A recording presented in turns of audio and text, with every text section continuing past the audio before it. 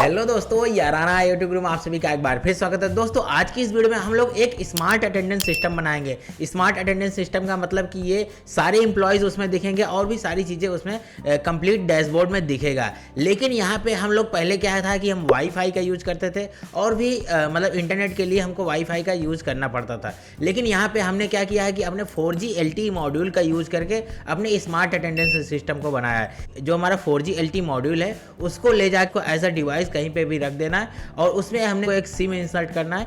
SIM insert करते ही हमारा जो स्मार्ट अटेंडेंस सिस्टम है वो रेडी हो जाएगा ग्लोबल के लिए। मतलब कि आप उसके डेटास को कहीं से भी उसको प्रेफर मतलब देख सकते हैं, ओवरऑल सारी चीज़ें कर सकते हैं। तो यहाँ पे काफ़ी सारे फीचर्स हैं, तो इस वीडियो में हम कंप्लीट डिटेल में इस सारे फीचर को समझेंगे और चलिए इसको कंप्लीट बनाना सीखते हैं।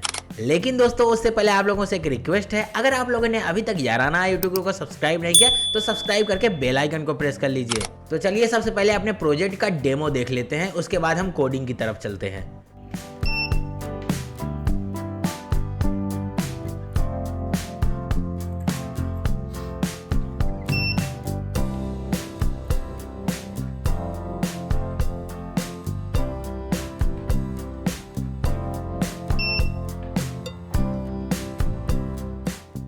ओके गाइस, तो जैसा कि आप लोग देख पा रहे हैं मैं अपने कंप्यूटर स्क्रीन पे आ गया हूं और चलिए मैं एक एक करके सारे कोड्स को समझता हूं। सबसे पहले मैं कुछ डैशबोर्ड के बारे में कुछ आप लोगों को बता देता हूं डिटेल्स में डैशबोर्ड हमारा कैसे वर्क करता है। तो बेसिकली ये हमारा डैशबोर्ड है।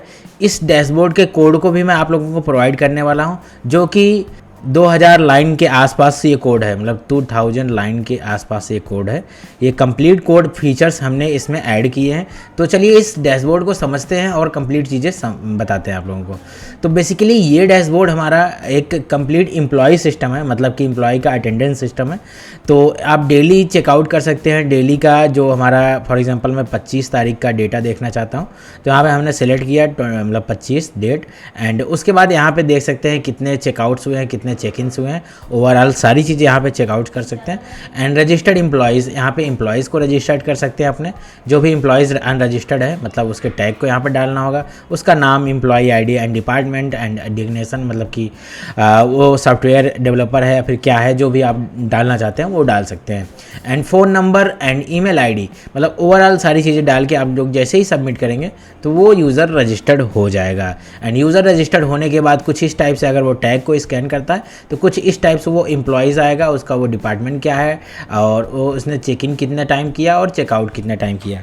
तो यहाँ पे रिपोर्ट्स को भी जनरेट कर सकते हैं। तो यहाँ पे मैं रिपोर्ट्स पे अगर क्लिक करता हूँ तो फॉर एग्जांपल मैं कल की डेट यहाँ पे सिलेक्ट करता हूँ। मैं यहाँ पे 25 की डेट मतलब क्योंकि आज हमने कोई भी वो नहीं सिलेक्ट किया, तो यहाँ पे जनरेट रिपोर्ट क्लिक किया तो एक रिपोर्ट हमने जनरेट किया है जो कि अभिषेक मौर्य का है। इसमें बेसिकली मैंने ही अपना नाम बनाया है। तो यहाँ पे कितने टाइम पे हमने फर्स्ट चेक इन किया था और कितने टाइम बाद चेकआउट किया था, ओवरऑल ये चीज़ें दिख जाएंगी। वर्किंग टाइम क्या था हमारा और टोटल एंट्रीज़ कितनी थी, सारी चीज़ें यहाँ पे दिख जाएंगी। मतलब ये चीज़ें होने वाली हैं। जैसे फॉर एग्ज़ाम्पल हमारी ऑफिस है, तो ऑफिस में फॉर एग्ज़ाम्पल मैं 10 बजे आता हूँ, ठीक है। अगर मैं 10 बजे आके हमने चेक इन कर लिया है जो RFID टैग के थ्रू, तो 10 बजे आके हमने चेक इन करने के बाद हम 11 बजे कोई काम से बाहर जा रहे हैं तो हमने चेकआउट कर दिया, ठीक है। 11 बजे हमने बाहर चेकआउट कर दिया। उसके बाद फिर से अगर हम 2 से 3 बजे के आसपास आते हैं तो फिर से उसको काउंट करेगा। मतलब कि फिर से हम मान लो आते हैं 2 बजे तक, फिर से हमने चेक इन किया उस सेम डेट पे, मतलब सेम डेट पे अगर फिर से हम चेकिंग करते हैं तो वो भी काउंट करेगा। और फिर उसके बाद जो भी हमारा टाइम पीरियड है, मतलब कि जो भी हमारा कितने टाइम पे हमारा ख़त्म होने वाला है वर्क, फॉर एग्जांपल 4 बजे तक हमारी ऑफिस बंद हो जाएगी, तो हमने 4 बजे फिर से चेकआउट कर लिया। तो वर्किंग हावर जितने भी टाइम होगा, मतलब कि कितने टाइम हमारा वर्किंग हावर था उनका और कितनी बार उन्होंने चेकआउट किया, कितनी बार चेक इन किया, तो कितनी बार उन्होंने चेकआउट किया, कितनी बार चेक इन किया, ओवरऑल सारी चीज़ें यहाँ पे दिख जाएंगी। और इस रिपोर्ट को एक्सपोर्ट भी कर सकते हैं। एंड जैसे ही एक्सपोर्ट पे क्लिक करते हैं तो यहाँ मैं आपको रिपोर्ट भी दिखा देता हूँ किस टाइप से हमारी रिपोर्ट्स शो होंगी। तो यहाँ पे नेम अभिषेक, डिपार्टमेंट ये और डेजिग्नेशन ये एंड डेट ये, फर्स्ट चेक इन इतने टाइम को हुआ और लास्ट चेक इन इतने टाइम को हुआ। तो मतलब हमारा जो वर्किंग टाइम था इतने टाइम तक हमने वर्क किया और इतने टाइम तक मतलब वर्किंग हावर्स था। एंड उसके बाद चेक इन हमने कितना किया और चेकआउट कितना किया। तो ये सारी चीज़ें आपको कंप्लीट डिटेल में आपको रिपोर्ट में मिल जाएगा।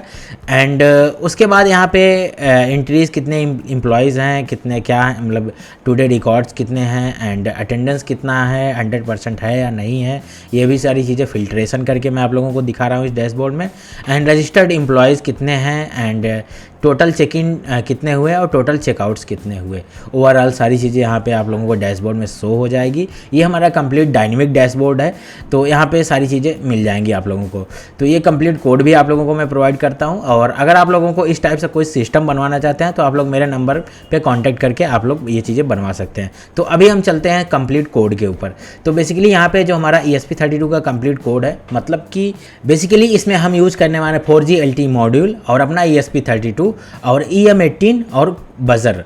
तो ये सारी चीज़ें हम लोग यहाँ पे यूज़ करेंगे, और ये जो हमारा होगा 4G LTE मॉड्यूल के थ्रू हम HTTP रिक्वेस्ट के थ्रू हम डेटा को मतलब भेजेंगे अपने सर्वर के थ्रू, मतलब सर्वर पे, और वो डेटा हमारा कंप्लीट एक डैशबोर्ड बना देगा इस टाइप से। तो चलिए, और इसमें बात ये है कि जैसे आप लोगों को मैं बताना चाहता हूँ, अगर आप लोग वाईफाई का यूज़ करते हैं, वाईफाई में क्या होता है कि जैसे मतलब कि एक कहीं पे भी हम अगर अपनी डिवाइस को लगाते हैं तो वहाँ पे वाईफाई की रिक्वायरमेंट होगी, तभी हमारा जो है सर्वर बेस्ड ये सिस्टम काम कर पाएगा।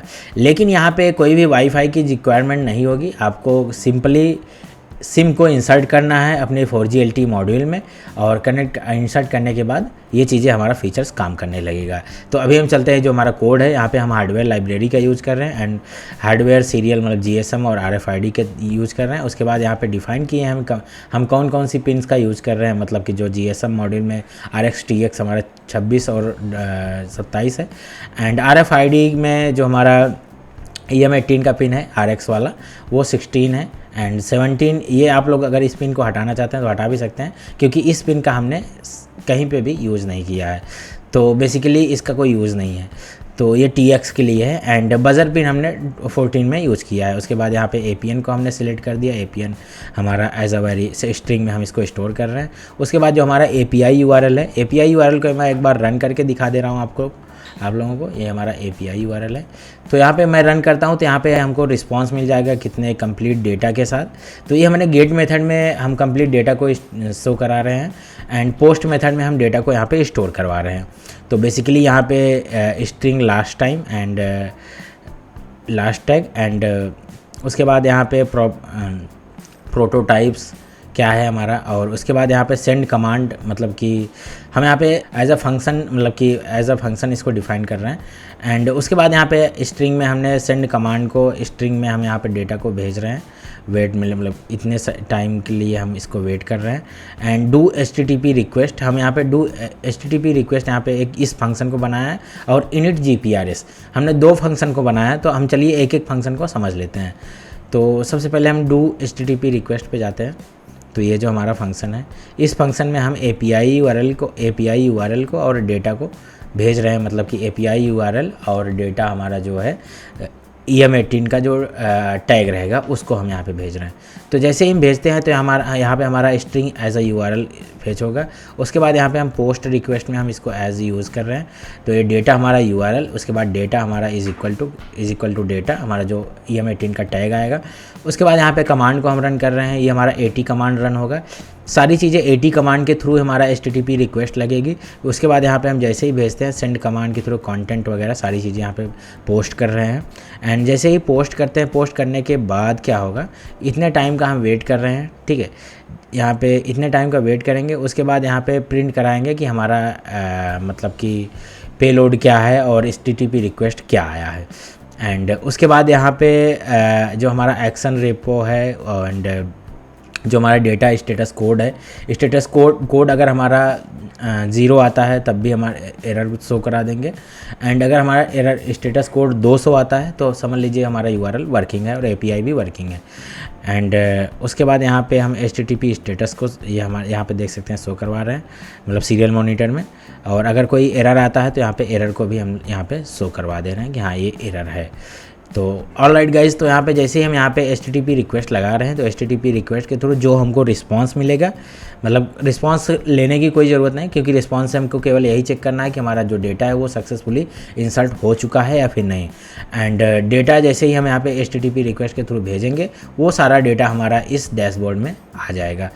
तो इसी के साथ हम यहाँ पे डेटा को भेज सकते हैं, तो इस टाइप से। एंड उसके बाद यहाँ पे सेंड कमांड कैप्चर, उसके बाद यहाँ पे रीड रिस्पांस। तो रिस्पांस को रीड करने का मतलब केवल इतना है कि जो हमारा रिस्पांस है, मतलब पता चल जाएगा कि हमारा HTTP रिक्वेस्ट जो है वो कंप्लीट हो गया। अब हम दूसरी HTTP रिक्वेस्ट लगाएंगे जब भी क्या बोलते हैं कोई भी EM18 टैग मतलब कि स्कैन होता है।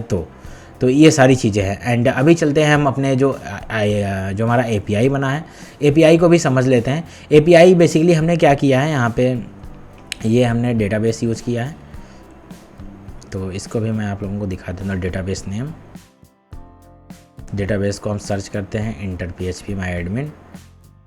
तो यहाँ पे अटेंडेंस लॉग्स को हम यहाँ पे इंसर्ट कर रहे हैं, जो हमारा चेक इन है कितना टाइम है, कि चेकआउट कितना टाइम है, ये सारी चीज़ें हम यहाँ पे स्टोर कर रहे हैं। उसके बाद यूजर्स को जो हमने असाइन किया है, हमने 2 यूजर्स को असाइन किया है, एक सत्यम और एक अभिषेक मौर्य के नाम से। तो इन दोनों यूज़र को हमने असाइन किया है। अगर आप लोग और भी असाइन करना चाहते हैं और भी असाइन कर, और इनका जो RFID टैग है यहाँ पे, ये टैग आईडी है, मतलब कि जो RFID टैग है यहाँ पे आप लोग इसको, ये डेटाबेस है, इस यहाँ से कोई चेंज नहीं करता, लेकिन यहाँ से आप लोग चेंज भी कर सकते हैं जो भी उसका टैग वैल्यू, मतलब जो भी उसका टैग की वैल्यू रहेगी। एंड ये सारी चीज़ें हमने बनाया है, मतलब कि 2 टेबल में हमने ये दोनों को स्टोर किया है। उसके बाद यहाँ पे हम कंप्लीट डैशबोर्ड को शो करा रहे हैं। तो अभी हम चलते हैं डैशबोर्ड के कोड की तरफ। API तो आपने समझ लिया।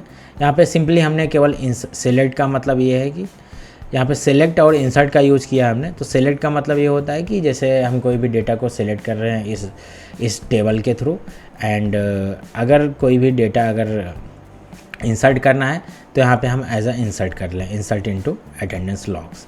तो ये सारी चीज़ें हम कर रहे हैं। एंड अभी हम चलते हैं जो हमारा डिज़ाइन बना है, कंप्लीट डिज़ाइन को, तो क्योंकि बहुत लंबा कोड है, इसमें कई सारे कोड्स, कई सारी लैंग्वेजेस का यूज़ हुआ है, तब जाके हमारा कंप्लीट कोड बना हुआ है। तो बेसिकली यहाँ पे हमने PHP का यूज़ किया है, and HTML CSS and JavaScript का यूज़ किया है। तो हमने 4 लैंग्वेज का यूज़ करके इस कंप्लीट कोड को बनाया है, जो कि कंप्लीट एक डायनेमिक डैशबोर्ड है। अगर आप लोग इसको लेना चाहते हैं तो आप लोग मेरी वेबसाइट yarana.iotguru.in वेबसाइट पे आके आप लोग ले सकते हैं। ये आपको आसानी से मिल जाएगा और गिटहब पे भी मिल सकता है आप लोगों को। तो ये कंप्लीट कोड रहा और कंप्लीट चीज़ें मैंने आप लोगों को बता दी।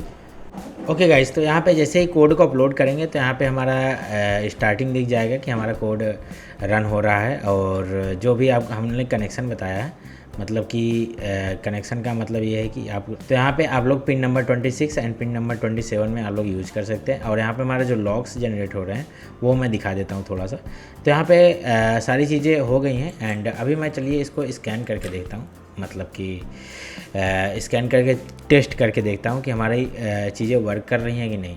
तो यहाँ पे मैं अपने डैशबोर्ड को ओपन कर लेता हूँ, एंड डैशबोर्ड में हम टाइम, मतलब डेट सेलेक्ट कर देते हैं कि आज का, मतलब कि आज के डेट को सिलेक्ट कर देता हूँ, मान फॉर एग्जाम्पल टुडे। तो टुडे में कोई भी डेटा अभी नहीं यहाँ पे शो कर रहा है, और यहाँ पे रिपोर्ट में भी कोई भी मैंने रिपोर्ट नहीं जनरेट करी है। एंड लाइव अटेंडेंस, अभी तक कोई भी अटेंडेंस नहीं लिया गया है। तो अभी हम चलिए इसको स्कैन करके चेक करते हैं।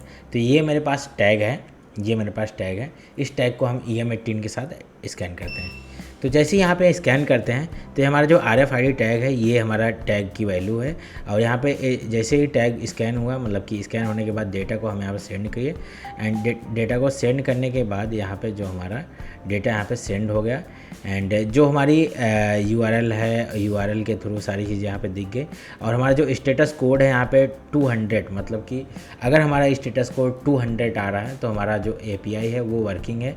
एंड यहाँ पे 139 जो है, 139 रिस्पॉन्स है, मतलब कि 139 कैरेक्टर में हमने रिस्पॉन्स को गेट किया। तो यहाँ पे देख सकते हैं message attendance logged successfully, and tag ID and attendance type India से, और डिवाइस ID ये है। तो अलग अलग मतलब जो भी चीज़ें हैं यहाँ पे हमने स्कैन करते ही हमको पता चल गया कि इस डिवाइस आईडी से ये वैल्यू आ रही है और मतलब इसी डिवाइस से इस टैग को स्कैन किया गया है। तो हम और भी डिवाइस के लिए बना सकते हैं, लेकिन यहाँ पे IoT डिवाइस मतलब डिफ़ॉल्ट में हमने एक ही डिवाइस के लिए बनाया है। अगर आपको रिक्वायरमेंट होगी तो आप लोग मैसेज कीजिएगा, मैं मल्टीपल डिवाइस के लिए बना सकता हूँ। एंड अभी हम चलते हैं अपने डैशबोर्ड में भी चेक कर लेते हैं। तो डैशबोर्ड में चेक करने के बाद यहाँ पे शायद हाँ, यहाँ पे मतलब कि अपने ही टैग को बार बार स्कैन किया तो यहाँ पे बार बार पोस्ट हो गए डिटेल्स। तो ये सारी चीज़ें हैं, मतलब कि इसको फिक्स किया जा सकता है। जैसे कि अगर हम कोई भी टैग को स्कैन करते हैं तो 5 से 10 सेकंड तक कोई दूसरा टैग वहाँ पे स्कैन नहीं किया जा सके। तो ये सारी चीज़ें अगर हम कंडीशन लगा सकते हैं तो यहाँ पे लग जाएगा। और यहाँ पे जैसे कि इसका रिपोर्ट भी जनरेट कर सकते हैं।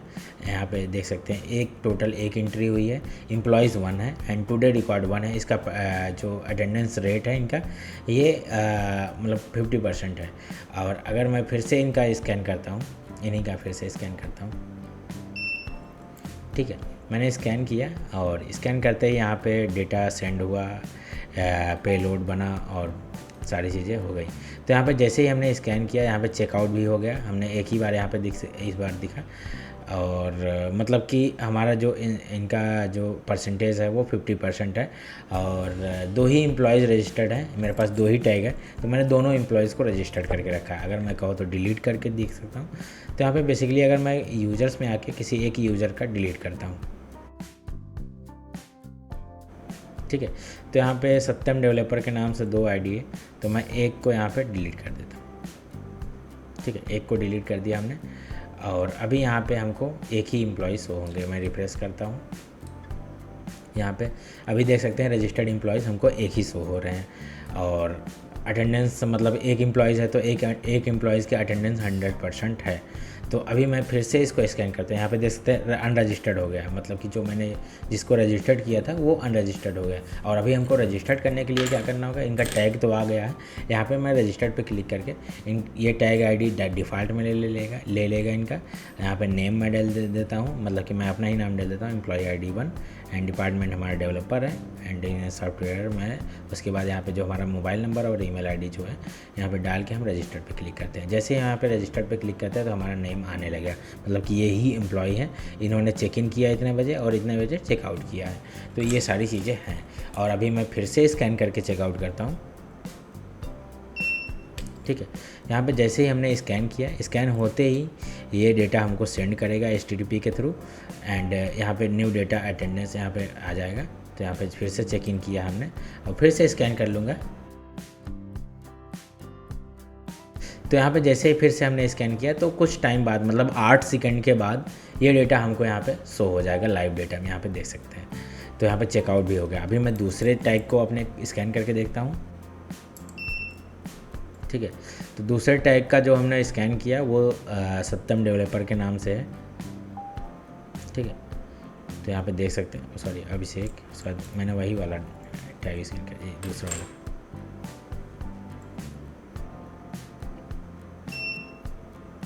ठीक है। तो अभी लेट्स सी चेकआउट करते हैं किसका डेटा आता है। यहाँ पे अनरजिस्टर्ड आ रहा है, मतलब कि ये वाला टैग जो है वो रजिस्टर्ड नहीं है, तो इसको भी हम लोग रजिस्टर्ड कर सकते हैं।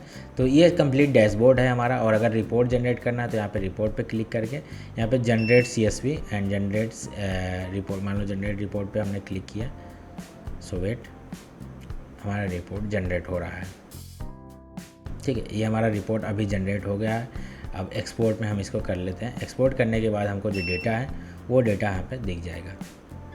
यहाँ पे हमने स्कैन किया था इतने टाइम में, कितने टाइम तक हम वहाँ पे रहे थे, हमारा वर्किंग टाइम कितने टाइम का था, मतलब यहाँ पे देख सकते हैं 3 मिनट, मतलब वर्किंग टाइम हमारा 3 मिनट ऑटोमेटिकली इसने काउंट कर दिया। वर्क रॉ और टोटल चेक इन, मतलब 3 बार हमने चेक इन किया, 3 बार 2 बार टोटल चेकआउट किया, मतलब ओवरऑल कंप्लीट रिपोर्ट आपको यहाँ पे मिल जाएगा। तो यहाँ पे रिपोर्ट जनरेट जैसे ही करते हैं तो ये सारी चीज़ें हैं। और कंप्लीट आप लोग कोड लेना है तो आप लोग yaranaitguru.in वेबसाइट पे आप लोग आके ले सकते हैं या फिर मुझसे कांटेक्ट करके इस कोड को ले सकते हैं। इस सर्किट डायग्राम के अकॉर्डिंग आप लोग अपना कनेक्शन कर सकते हैं।